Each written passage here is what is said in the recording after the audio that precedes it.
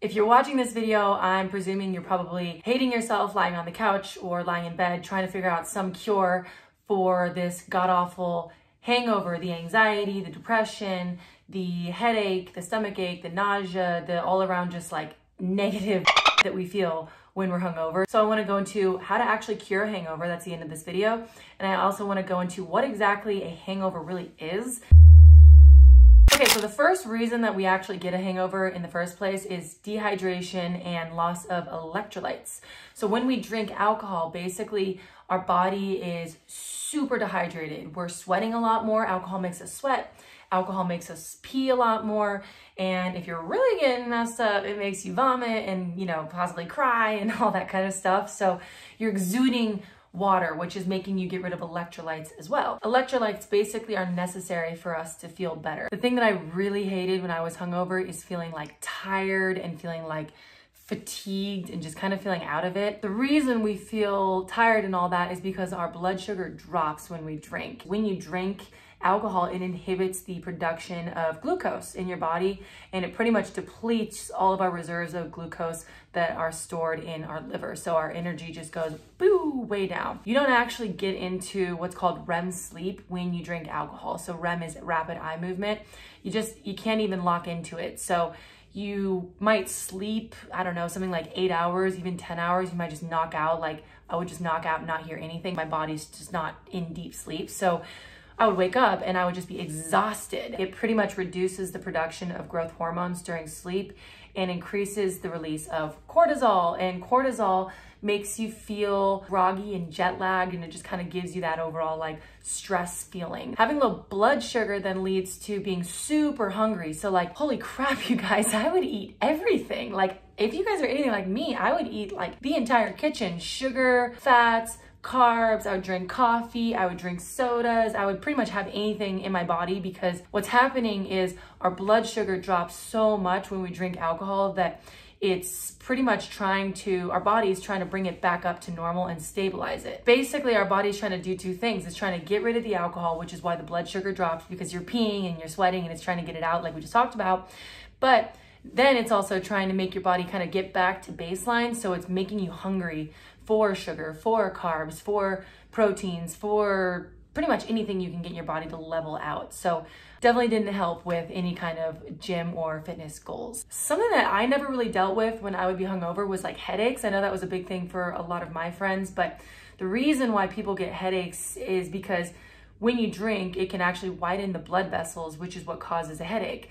But it also pretty much lowers serotonin levels, which can then end up in a headache as well. So you're widening the blood vessels and you're lowering serotonin, which is all around just kind of a horrible concoction for your head, and it feels awful. So then the final thing that's really huge with hangovers is inflammation. So inflammation is pretty much where your body, when you drink, is turning on itself. It's pretty much attacking itself, because there is alcohol in the body, and alcohol sees the body and treats the body like poison, because I hate to say the cliche thing, but it is poison. All of this stuff that's happening causes the nausea, causes the stomach ache, causes the mood swings, and all of those like back and forth crappy feelings of just kind of like when you feel like you have the flu, but like you're just really just trying to get alcohol out of your body. The problem is with alcohol, though, that I don't think I realized when I was drinking, is that if I was drinking every single week for the rest of my life, what that does is causes chronic inflammation, which is like constant inflammation, and that's making my body pretty much attack itself, and that's got a whole slew of like health problems that come from that I don't think a lot of people realize are actually attached to alcohol, but 1000% they are. You're basically drinking paint in your body, and it's trying to get rid of it, so something's gonna come from that. And if we're gonna sum up like what actually is a hangover, like pretty much, you guys, it's just withdrawals. Like that's actually what's going on. It's just our body is craving alcohol, it's addicted to alcohol, and it's wanting us to get it back because it's gonna stabilize it, it thinks. And so it's doing everything it can to try to get, some kind of that liquid back in its body. And it's just withdrawal. Obviously, I wanna talk about like a cure and what that looks like, but I did want to talk about this really quick because I thought this was wild. So I was talking about this with a friend of mine, this video, and I was talking about how many days it really took me to like recover from drinking. When I would drink, it was like a solid 3 or 4 days of recovery pretty much every time. And I would probably drink at least once a week if I'm not counting in all of the days in like high school and all the days in college. So, you know, we'll just call it 1 day a week, but at least 3 days to recover from being hungover. And I wanted to figure out how many days of my life that I had spent hungover between the ages of 13 and 26 when I decided to stop drinking. I honestly couldn't believe it. 5.55 years of my life I had already spent hungover, feeling like so sick, having all these symptoms. And that was before it was literally 27 years old. 5.55 years, 5.5 years basically. So then I wanted to figure out if I would have just kept drinking and lived to like 84 or something like that, how many years I would have spent in that time frame having been hungover and feeling so sick and basically wasting days being hungover in my house. Again, I averaged it out with like probably 3 days of recovery time per one night drinking. I'm gonna go ahead and say it was probably more like 4 if I'm being honest, but we're just gonna keep it fair in case there were some weeks that I didn't drink. So I did the math and it was 30.8 years of my life. If I would have lived till 84 years old and drank one time out of the week, I would have had 30.8 years of my entire life spent being sick and hungover and feeling like death. I don't judge anybody who drinks alcohol. If people have a healthy, happy lifestyle with it, they're probably not watching this video. It's probably not something that they need to have in the back of their mind.